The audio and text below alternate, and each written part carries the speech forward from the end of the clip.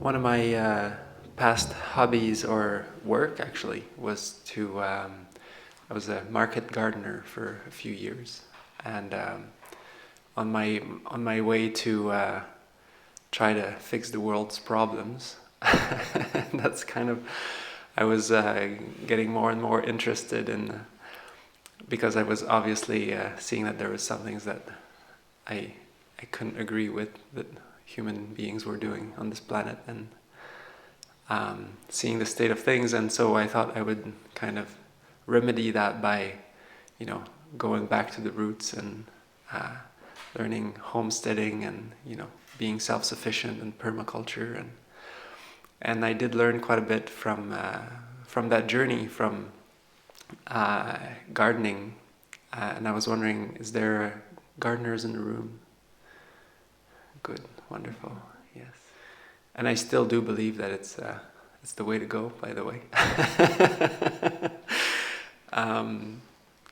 I've learned a lot from nature and from caring for plants and being kind of somewhat self-sufficient in some ways. And this journey of caring and tending the land and gardens and plants taught me a lot, actually. It's a beautiful analogy for what we're doing here. Basically, cultivating the mind and cultivating in wholesome states and letting go, purifying the mind from unwholesome states. And I remember at the beginning, one of the lessons I learned was I was working in a very big greenhouse. In Canada, we have pretty harsh winters, so we were actually growing year-round. We had a biomass heater, so we were able to actually grow all year, even when it was minus 30 outside. I was growing my lettuce. And it was a bit of a learning curve to understand how life works and how to care for seeds and plants. And I noticed from early on how tricky and how much care seeds need at the very beginning. When plants are grown up a little bit and they've rooted and they're kind of grounded in their habitat, on their little patch of soil there, they're doing good. It's quite easy to care for them. We just have to water a little bit and take care of the basics. But at the very beginning,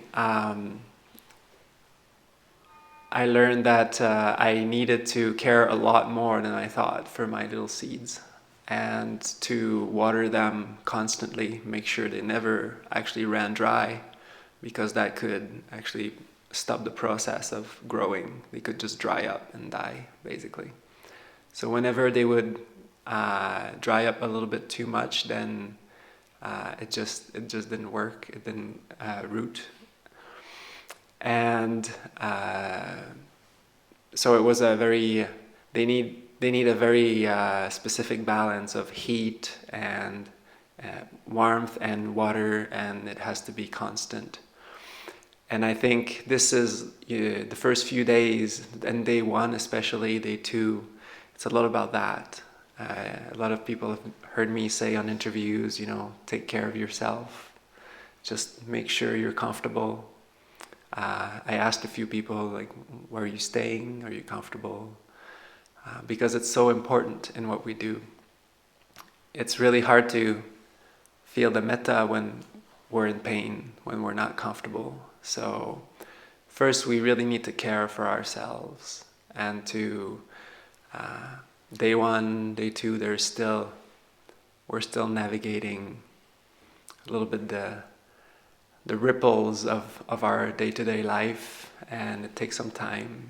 And so if we want to really nurture our hearts and minds, we also need to take care of ourselves and make sure we're nicely landed and planted and growing little roots and slowly taking hold.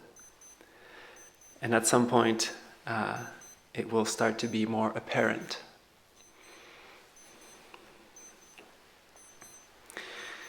And somebody had this question about faith today, and faith is also a little bit harder at the beginning because of just the amount of disturbances that we have in our lives and in our minds that we bring into this refuge here on retreat. But as the mind calms down, as the mind starts to get used to the practice, the environment, then we get to see the product of what we're doing, and then a lot of faith arises. And that faith it arises from experience, but also we use it to dive in even deeper. Because when we trust, when we have faith, then we open up, and then we can actually make a lot more progress. This is where the plant gets to grow a lot more, and photosynthesis, and be happy. I just really like this quote from Thich Nhat, and I know some people mentioned him today. And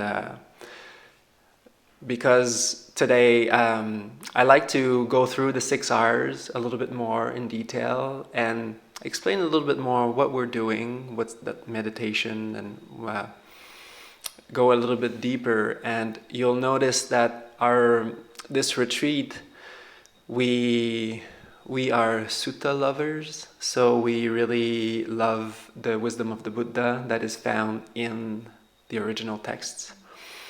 And so we will always be, I don't know if Venerable will choose to, that'll be his choice, but I'll be speaking for myself. And I personally like to always refer to the suttas, because for me it was actually a huge leverage for my own faith. In fact, to hear the Buddha and his words and his wisdom really struck deep within me. So that's mostly what I share. And I know that Bhante Vimalaramsi had this same love for the suttas. And today there's not a particular one sutta that I will read. It'll be a little bit of a sprinkle. I just like to pull out the 6 R's out of the suttas that where we can actually find evidence of what we're doing. So I'm not making anything up. And we can just talk about a little bit more, because, sometimes we think like, oh, this is another technique. But yeah, it's a technique, but we can definitely find a lot of evidence for everything that we're doing here. Personally, I found it helpful to see that in that way. And here, Venerable Thich Nhat says, when a student was asking, what's the point of meditation? Why do you meditate? And he just said, because I like it. There's no point doing these practices if you don't enjoy them. It's not hard labor. Every breath can bring us peace, joy, and freedom. I just find this beautiful and very resonant with what we do here. You'll hear me a lot talk about smiling more and enjoying your meditation more, as most of you have heard me talk on interviews today. Because I like this analogy of the horse and the carriage. If you keep joy in the front, which is the horse, you'll go through all of the states easily, effortlessly. And the joy, the delight, the pleasure that you find in the practice, in letting go and in cultivating the wholesome states, the more you enjoy that, the more it will happen on its own. So you won't have to force anything. And there's a particular little sequence that I like, which is kind of throwing the theme for this discussion tonight. It's found in the simile of the saw, Majjhima Nikaya number 21, the middle-length discourses. And it's this analogy where the Buddha compares what we do to clearing an inner grove, basically. Monks, abandon unwholesome states and be relentless in cultivating wholesome ones. This is how you will come upon growth, increase, and prosperity in this Dhamma and way of life. Monks, just as if close to a village or town there was a great sultry grove, covered with castor bean plant. That's a creeper. Then someone would come up wanting it to live, wanting it to thrive, wanting its liberation. That person would cut down the saplings that were frail, crooked, and drawing vitality, and would bring them away, completely clearing the inner grove. And that person would carefully tend to the young saplings, which were strong and upright. Then the sultry grove would quickly come to growth, increase, and prosperity. And so this is exactly what we've been doing here and what we'll be doing throughout this whole retreat. I really like this analogy here that throws kind of this beautiful imagery on the nature of states. And a lot of the time we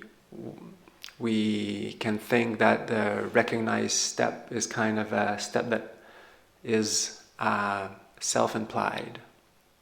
And it is. And in a lot of ways it kind of, I say that myself as well, it just kind of happens. It's like this kind of magic or this, it's like, oh, there's this recognition that happens. I was meditating and now I'm gone.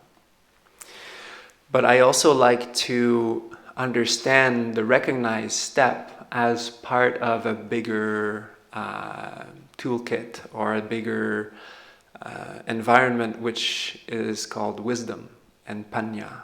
And this particular word in Pali, Paññā, which is called wisdom usually, I like to call discernment also. Because what's really important in what we're doing is to discern between when we're gone, when we're lost in unwholesome states or unskillful states, and when we're with wholesome, beneficial states, and to cultivate that. And so the more we actually listen to the Dhamma, the more we incline our minds and hearts to learning more about the wisdom of the Buddha, his awakening, what he discovered. What are these states he's talking about? How do they work? Then the more that recognized step is potent, the more it has different ways in which it can be understood and in which it can happen. So the more we learn, the more we discern, then the more that recognized step becomes efficient. One of the suttas that I found for myself,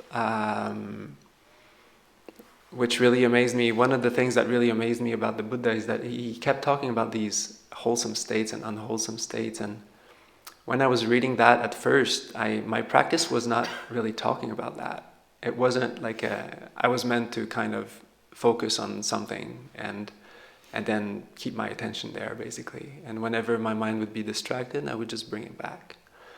And that's not necessarily bad, but it didn't answer my question of why is the Buddha talking about wholesome states so much and unwholesome states? And I couldn't figure out for the life of me what he was talking about there. And then I found, well, there's many discourses about this, but one of the suttas that I found that was the most to the core of it is this breaking free, which is Nissarana Sutta, that's found in the Anguttara Nikaya, the numbered discourses. And this is the book of fives, actually. And just so you know, these translations are from me. So that is one thing that I do in my spare time when I can. I really like to study the original texts. And there might be, it might be a little bit different than what you've heard before, and that's intended. And I like to bring different angles to these words because they can actually be interpreted in different ways, and sometimes to understand them from a different angle can be very enriching, can unlock some things in our minds and practice. And so, that's sometimes I would spend, when I was in Canada in my kuti, I would just translate, and sometimes I would just spend a whole day on one word, just looking up the etymology and where it's found in the suttas and all of the instances, and then try to understand the context of each so that I could actually understand the meaning more of that word. So I'm just not like basing myself on a dictionary that's been there for like 70 years and hasn't changed. So, and then sometimes I would just come out of my kuti at night and just start walking a bit, and I'm like, what did I do today? All right, yeah, I spent the whole day looking up that word. So, but afterwards, I thought he was laughing at me.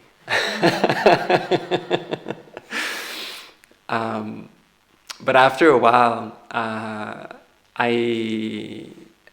realized how much it brought to my own practice to actually take the time to dive in a little bit deeper. It was a big investment, but then afterwards it really brought me a lot in my own practice because it really brought other perspectives. And so what would you call wholesome state? Yes? Brahma Viharas. Yes, the Brahma Viharas, which are?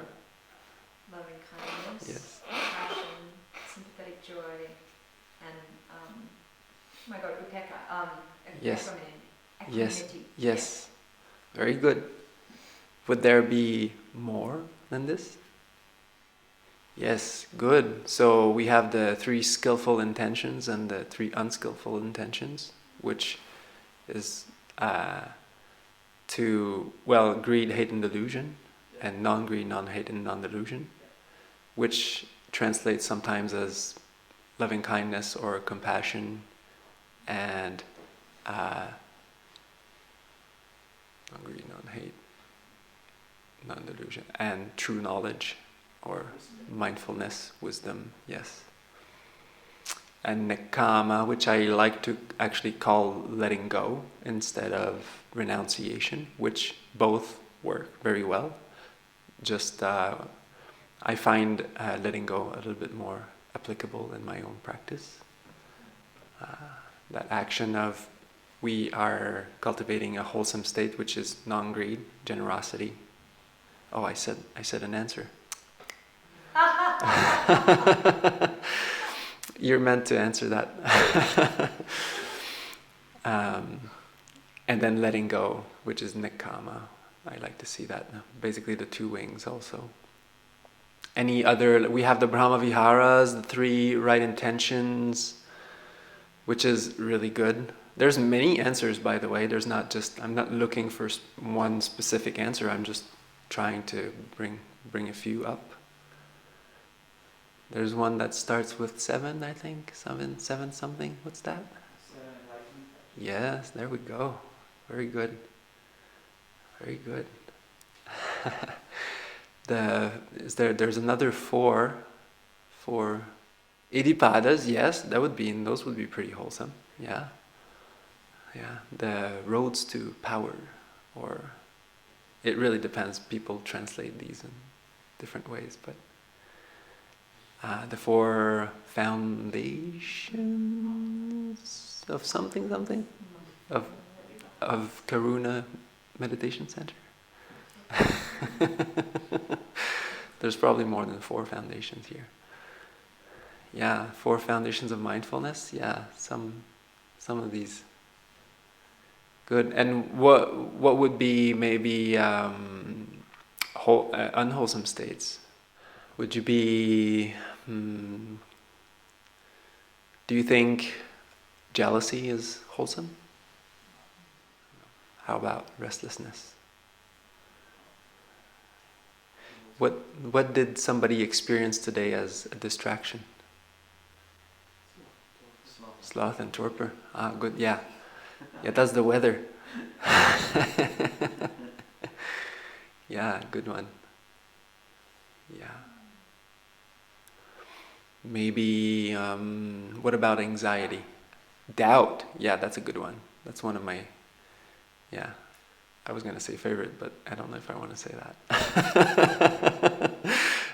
I just think that doubt is one of the funniest ones, because the only thing that's keeping you away from the good meditation is the doubt itself. So if you just let it go and smile, it's just actually, there's nothing.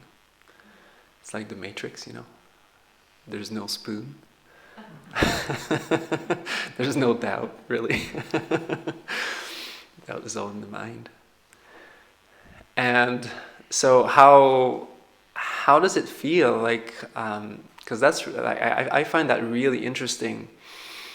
How does it, what's the qualities of wholesome states and what's the qualities of unwholesome states? Like, how does it feel when your mind is wholesome, and how does it feel when your mind is unwholesome? Unwholesome. Yeah, like this. Good, unwholesome. Yeah, like tension, crisp, tightening. Yeah. Feel it in the body. You feel it in the body? Yes, totally. Both? Yeah, both in the body you feel it, yeah. Totally. And if unwholesome states feel like that, do wholesome states feel like that? Isn't that wonderful? Yeah, great. How do plants grow?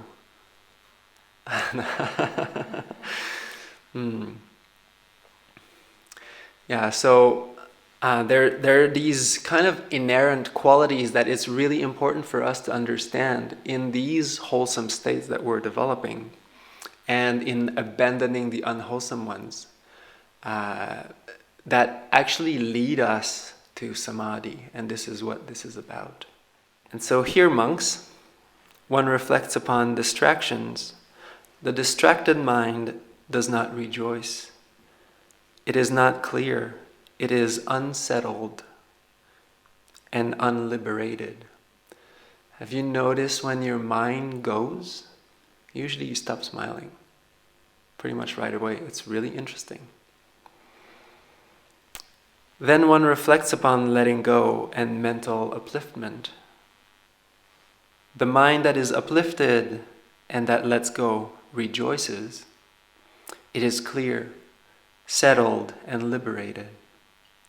Moreover, that mind is happy, well-developed, elevated, emancipated, and completely unshackled from distractions. In this way, one becomes liberated from obsessive and oppressive mental movements arisen from distractions. And one does not experience those any longer. And this is kind of what the Buddha discovered through his understanding of what was going on in his own mind for his awakening. And so when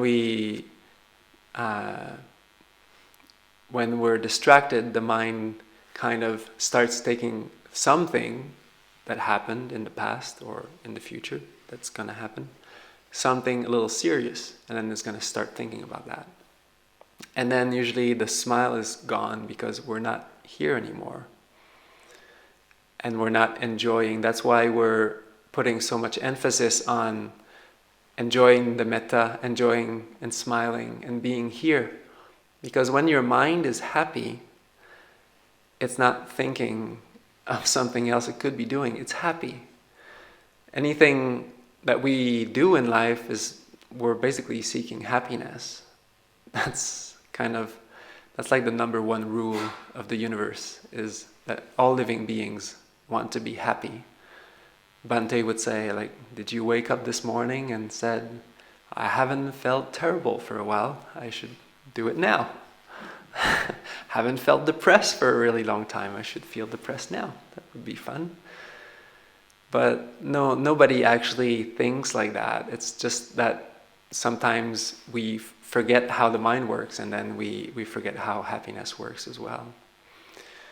So when we're happy, when we're in that love, when we're in these wholesome states, when we're generous, when we're compassionate, when we're uplifted, anumodana, when we're rejoicing, when there's mudita, when there's sympathetic joy, we're happy here and now.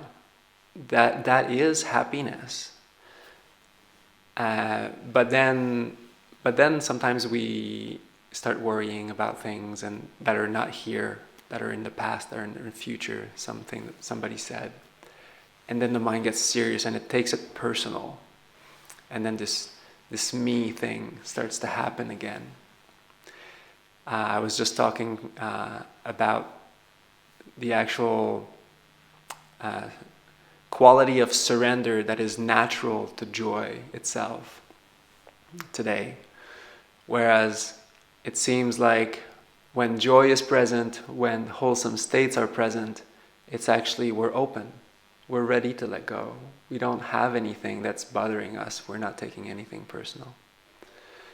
Because it's just this natural quality of openness that is inherent in joy and wholesome states. And now that we understand a little bit more about the nature of states, the nature of mental states, I like to understand the role of the virtues in gardening our inner grove also. And sometimes some people kind of, they get scared about the precepts and the virtues, and they think it's like the Buddhist commandments, and kind of it's you have to do it or otherwise you'll be punished. But actually, I like to see it just as the fence for our garden, where I stay in our hermitage in British Columbia, Canada. If you don't fence the garden, the deers are just gonna go in there and have a party, and next day it's got nothing. So we have actually really high fences, and in a lot of places, you know, if you try to build a garden and you don't actually fence it as a protection for your wholesome states, then it's actually really easy for any kind of animal that just wants to have a snack to just come and take it all. And so that could be, you know, an analogy for anything that happens in life. There's all kinds of things that if for example, we were not to abstain from killing living beings, that could bring us a lot of remorse and a lot of problems also, not to mention. And taking what is not given to us, it all comes back. You know, you can't do these things. I mean, you can be really sneaky about it, but 10 years down the road, if it's going to be known, you know, it's like truth always comes up. And so telling a lie, you're going to have to tell 10 more lies to cover that one lie, and then it just never ends. Whereas when you're truthful, you don't need to. It's a little bit hard sometimes because it feels like, I don't want to. And there's a skillful way also. You don't want to like say something mean to someone just because you want to be truthful either. But but when you have truth as your island and support, there's a lot of faith and confidence also that arises, and it all acts as a protection for your own garden. So really, you can really see the virtues that we take every morning as just a protection for you in the long run. And I like to see the next step as, now that we have a fenced area that is good soil and ready to kind of be worked, now we can sow some seeds of loving kindness, and we can start growing our wholesome states and adding some fertilizer to our garden and our soil. And I really love this. This is just the classical way that the Buddha taught loving kindness meditation, or all of the Brahma Viharas, and I just think it's beautiful and very inspiring. Then this virtuous seeker, void of longing, void of impatience, and uninfatuated, fully conscious and continually present, meditates with a heart filled with love, suffusing one direction, a second, a third, and a fourth, thus above, below, and everywhere across, to all living beings in this boundless universe. One meditates with a heart filled with boundless love, vast, expansive, measureless, free from anger and impatience. Imagine a mighty conch blower who could effortlessly let his sound be known to the four directions. In the same way, when the release of mind by boundless love is developed and cultivated, any previous selfish action cannot remain. It cannot stay. And when I read this also in my quest to understanding why is the Buddha talking about these wholesome states so much, at the end it says when one develops the loving kindness as a vehicle continuously, when the loving kindness is there, these unwholesome states, they cannot stay. They have to go. That's why I call joy and loving kindness the cleansing agent of the mind. Because when they're there, we're clearing out the slate, basically. We're clearing out the room. And it's really wonderful to start understanding that when there's loving kindness, there's not anger. When there's anger, there's not loving kindness. And there's a difference here. And this is starting to explore the wisdom of the noble ones. It's a very special wisdom. It's a wisdom about the nature of states, of our own wholesome states. If I remember my past, not my past life, but my past in this life, before I came upon Buddhism, which kind of feels like a past life, and not knowing this teaching, not knowing how important these mental states are and the difference between them, I was feeling so lost. You don't even know that, like, you feel, because I thought, you could use perhaps like anger for a certain situation to like kind of, like draw on the anger and like do something more powerful, I don't know, or just like, that's like a very common idea. But then actually in the end, it will not benefit you. It's not where you want to take your power. And to have that perspective shift, the Buddha called anger actually the sweet sting with poison roots. And sometimes it feels good on the moment and you think that it was the right thing to do, but in the end it's actually poisoning your relationships and poisoning your friendships around you and the people you interact with and your reputation and all of that. And so, and to start realizing the effects that this has on your life in the long term is really quite profound. And so I really love this, that when we're devoted to loving kindness, actually unwholesome states, they just can't stay. They have to go. The one sequence we will be reading every day, except today, is on page 12. It's a sequence that I call natural collectedness, and this is one of the sequences that I use in the way that I practice and understand the Dhamma, and also that I teach, is I put a lot of emphasis on this sequence.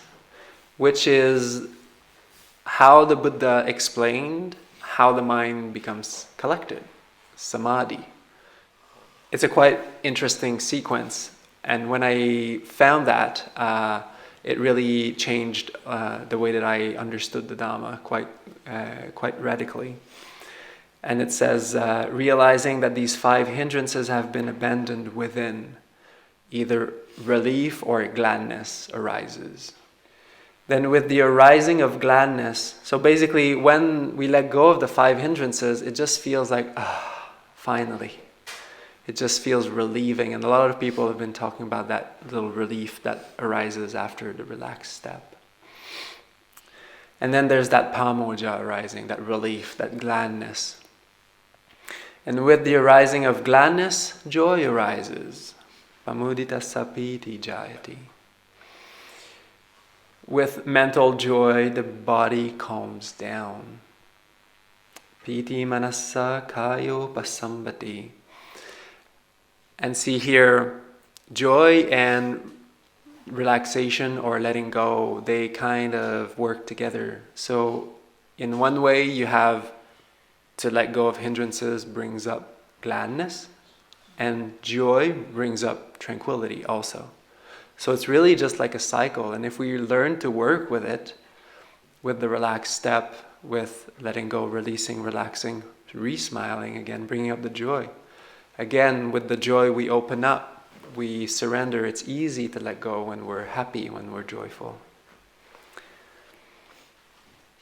Calm in body, the mind experiences happiness. Again, it comes up, sukhang vediyati. And the last one, the happy mind becomes collected. Sukhino chittang samadhiyati. And so, there we go. For those of you who were wondering how the Buddha taught Samādhi, this is it. And this is found in many, many, many, many suttas, in the discourses. This is a very important sequence, and if you've noticed already, or if some of the words in there struck a chord, these are the 7 factors of enlightenment, basically being worked together. He's not saying that, but that's what they are. And this sequence will often come up right before the first jhana is explained. So it will usually be that sequence, then the first jhana, and then the second. And there's a few ways in which this sequence can be triggered. So there's the recollection of the Buddha, the Dhamma, the Sangha, the generosity, the virtue, the devas. Yes? Oh no, I just yes. meant the devas. Yes, yes. Good. But then also he talks about it when we let go of the hindrances, which is really interesting, by relaxing and bringing up joy. And in another sutta, he talks about being one properly undertakes a subject for mental collectedness, which is basically developing wholesome states. One properly attends to it. They understand what they need to do, like developing that wholesome state and letting go of any distractions. They master it by discernment. Then they directly experience the meaning of those teachings. They directly experience the Dhamma. And then gladness arises, and then the whole sequence again. So this is, I'm not making this up. This is actually what it says in there. That's what the Buddha taught. That's one of the things that the Buddha taught. And this is kind of like the cherry on top of the cake. This is a lot of what I base my practice on personally. Always remembering these principles, basically, these core principles and where they lead. We also got gladness, joy, and happiness. So there's 3 of those things. Thanks for bringing it up. Yeah, there's 3 of them. All different words with very similar aims, qualities. Mm-hmm. How can you judge between the 3? how can you judge between the three? So basically, that's why I said that sometimes I translate pamoja as gladness, which I actually think is quite accurate. And then sometimes I translate it as relief, because it seems like, for example, when the Buddha uses the sequence of the 5 hindrances being abandoned, then pamoja jayati, then that relief arises. Could be gladness, but to me, when you read the Samanyapala Sutta, the Digha Nikaya number 2, which has the whole of the path, is the first time that you basically read the whole of the path that the Buddha taught in the suttas. And he gives this simile, 5 similes for how a person feels when they abandon the hindrances, the 5 hindrances. Like someone who's out of jail, basically, that's gotten free. Someone who's freed from slavery. Someone who's liberated from their debts. Someone who comes upon an oasis in the desert. It gives really that flavor of like, yeah, that must be like, I don't have any more debts. That's great. No more mortgage. Can you imagine? Like this. So that's why I chose to translate it as relief in that particular sutta. When he talks about the recollection of the Buddha, the Dhamma, the Sangha, that's more like gladness kind of thing. It's more like it's gladdening your mind. It's like making it like, And then there's, gladness is kind of like this initial, I would say it's like the spark. And then piti is more like a flame. It's more like that active, it's more of an active joy. And then sukha is more like embers. It's not that active, but it's very warm and glowy and peaceful. There came this simile never heard before. I just thought of a way to turn that into one simile. Oh yeah, great. So imagine you've been outside on a really cold day, and then you get inside. What a relief. That's the pamoja. Right? The hindrances are gone and the mind is so glad that it's free from going here and there, constantly distracted. So it feels that relief of like being inside after a cold day. And then you light a fire. And that's the piti. You get the kind of initial sparks of joy, or you get that kind of, the lighting of the fire, as Bhante mentioned, and then the sukha is like the warmth. So now you're sitting on the couch and enjoying your fire. Would you agree? Great, yeah.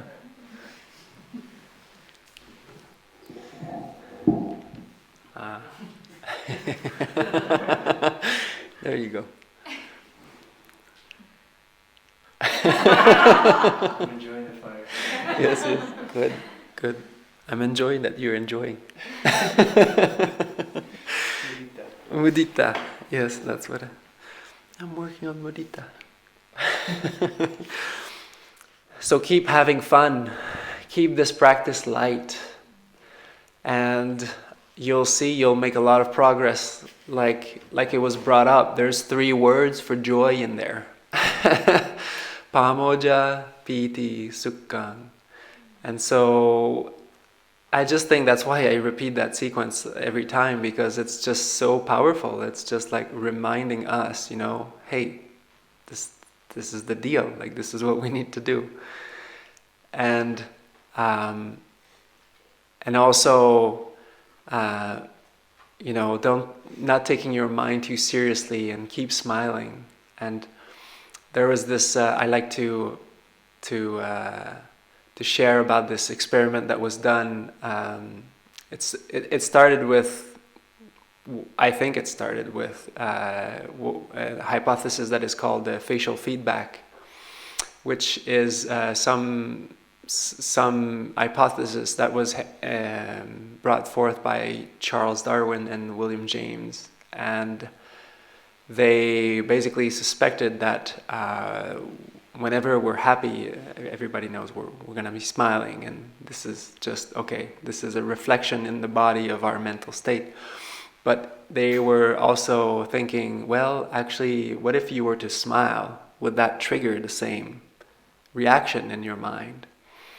And actually they did quite a lot of studies, and I find that very interesting. By no means I'm not pretending to be a scientist. He's the genius in the room. But please, Venerable, correct me if I say something not great. Okay, good. Okay. But I think we both agree on this. We've talked about this. So, and basically they, my pen is, this is called the Emotional Faces and Biomotion Study. So basically they took two groups, and they what they did to them was to put a pen in their mouth. One group was like this.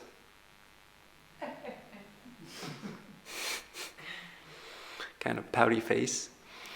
And the other group was like this.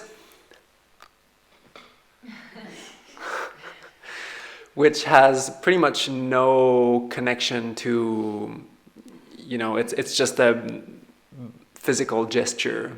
It's got nothing really to do with, activating any, it's just basically forcing your body to do something and to see how the brain would react to that. And they would make people walk in front of them, and the people that had the pen in frowny face, they saw gestures of others. They interpreted reality in a more negative way than the people who were actually smiling. Even though it was forced, it was triggering the same neural pathways in their minds. And after a while, they actually, not after a while, they just saw reality in a more positive light. And so they called it the fake it till you make it. And we put a lot of emphasis on this because it will get to you. And you just keep having fun, keep it light, and enjoy the practice all the time. And you'll see, you'll just go through so much progress. It'll be easy. And you can just have a light smile too, just like a Buddha smile, which is what it's going to become more and more. But I just think it's really interesting to look at the interplay of the state of your own mind and the smile on your lips also. Because you'll notice when the mind is distracted, it actually gets serious. Because every time it gets distracted, it takes something personal. It associates, it identifies with something outside, and then it starts to create that storyline of me and how I relate to this thing, and it's becoming serious. Whatever it is, whatever you want to call it, it gets serious, and then and so, and it's actually another really amazing trick to know if you're distracted, is when the smile is gone, you can pretty much be sure that there is something going on in there. Because when the smile is there, it's just like, it's kind of carefree. It's like, But yes, it's true, and just like don't overdo it. But if you can, and you'll see also that you get used to it. And so day one, that's very normal, and we get a lot of comment like that. And then day 3, day 4, as we go along, and usually we call it the perma smile. It kind of gets hooked on there. Yeah, it's actually a way that we can also tell if people are actually making good progress. Is we can tell it's more and more genuine, and it's not just a smile from the lips. Also, it's actually a smile, like there's an openness from the heart, and then there's this kind of. So yeah. Use the pen. You should use a pen. Yes. Yeah. I think it's also worth saying that the Piti Sukha that's being talked about here is not a fireworks experience. It's a little bit subtle. So if someone were to try to create a big experience of like an explosive joy, that's not what we're looking for here. It's more of this analogy of like getting inside after a cold day. It just feels good. The piti sukha that comes from absorption samadhi is quite an extreme experience, and it's different. It's a different practice. Someone sent me a video the other day. They're creating a jhana neurofeedback device, and they sent me a video of someone doing very fast breathing, and they said that, like, this person's entering jhana. It was like a 2-minute clip, and so they breathe really fast, Bastrika, an Indian technique, or rather a yogic technique, and then they breathe very fast, and then you see a big smile come on their face, and they kind of So that's a different practice. That's a different kind of joy than the one that's coming here, which is more subtle. It's more open. The awareness is very open. And one of the places that I found was the most kind of accurate to find a release step in the suttas is in the Sabbasava Sutta, Majjhima Nikaya number 2, all of the distractions. And it's when the Buddha says, how are distractions given up by release? Which sounds pretty obvious. Reflecting wisely, when a distraction comes up, one does not continue along with it. One abandons it, releases it, lets it go, and one undoes it and brings it to an end. So does that sound familiar? Not feeding it your awareness, just detaching from it, letting it be there. And this step is good, and but it's very often accompanied by something else. Because on its own, it can just be a mental game. We just kind of think we let it go, but it's not fully gone. And so we really want to go through the body. And where we find that is obviously one of the biggest sources, the Anapanasati Sutta, which is actually where Bhante Vimalaramsi took the relaxed step from, if you didn't know this. And basically in the Anapanasati, it's the third and the fourth, basically, training. One trains to experience the entire body, breathing in and out. I like to keep the breathing in and out short and sweet and together, because it moves away from putting too much emphasis on the breath, but more on the wholesome states that we're supposed to be cultivating while breathing. And one trains to calm down the tension in the body. And the Buddha was very, breathing in and out. And the Buddha was very interested and made a lot of awareness of the body. And it seems like a lot of therapies nowadays are catching up with that. But a lot of trauma therapies will now mostly focus on releasing the body, and somatic experiencing, for example, will really direct people to feel their body. And it needs to happen. It's like a reconnection. We're just spending way too much time in our heads, and we're just not being present anymore in our bodies. And we store all of our emotional baggages in our body. And so when we become more aware of our body, we can feel, oh yes, I'm tense, like I have this tension here. And actually then we can let it go. And so the Buddha is quite amazing that he just understood that by himself under a tree 2,600 years ago. And like I was explaining, I really like to put a lot of emphasis on this, on the two wings to awakening. One is to uplift the mind with joy and loving kindness, and the other one is to release, relax, let go. And so these two are like two hands that wash each other also. They work together, like we saw in the sequence. There's 3 words for joy. And there's mention of passaddhi there, tranquility. And so it's all coming together, and you'll see that it slowly purifies the mind as it goes. And so on this, We've seen a bit more of how to basically protect our garden, how to prepare the grounds, what's the difference between the plants, what are the plants that we want to grow, what are the food crops that we actually want to grow that are beneficial for us and to others also, because when we have too much of it, we can give to others.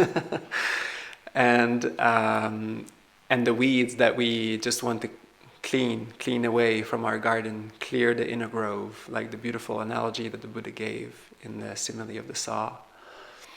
And this process is called bhavana, this cultivation of the heart and the mind, fertilizing our inner grove and allowing the sunshine of our awareness and uplifted joy to uplift our mind, make us grow on this path.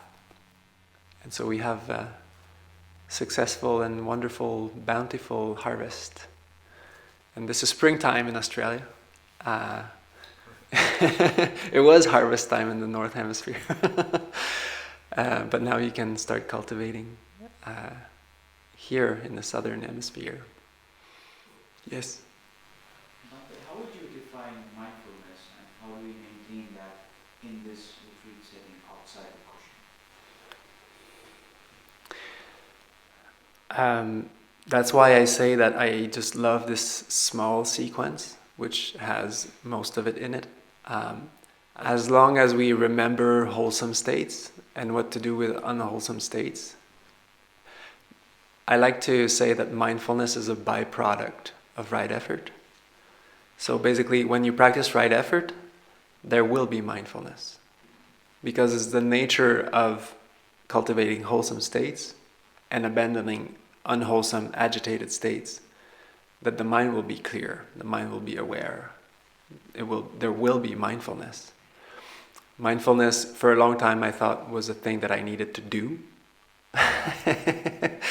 And so that's why I really emphasize that it's actually not something to do. It's actually a byproduct. It's like the flower, on the plant, and it's just like the plant is grown. It has gone through the whole process, and then the flower is there. And it's beautiful, and it's like it's present. But the flower has the roots, the stem, the leaves, and all that comes with it to support it to be there. And if all of the plant is there, the flower is there. That's all good. But then if you try to be a flower just without roots or without leaves, then it's not going to work. You're going to have to try to force it and to kind of bring it into existence, and that will create more and more attention. For me, I had to go through that experience myself for a long time, for years. Let's share our merits. May suffering ones be suffering free, and the fear-struck fearless be. May the grieving shed all grief, and may all beings find relief. May all beings fare these merits that we have thus acquired, for the acquisition of all kinds of happiness. May beings inhabiting space and earth, devas and nagas of mighty powers, share these merits of ours. May they long protect the Buddha's dispensation. Sadhu, sadhu, sadhu. Have a beautiful evening. Keep having fun. Thank you.